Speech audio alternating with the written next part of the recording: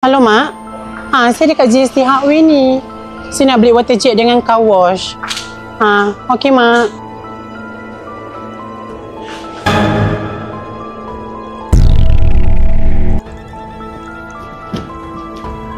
Oh ya. Good. Thank you. Inilah water jet yang awak cari. Kalau awak nak tahu, inilah water jet yang sangat terbaik.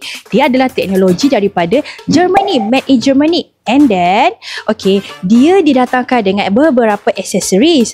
Yang pertama, you boleh control dekat sini secara automatik.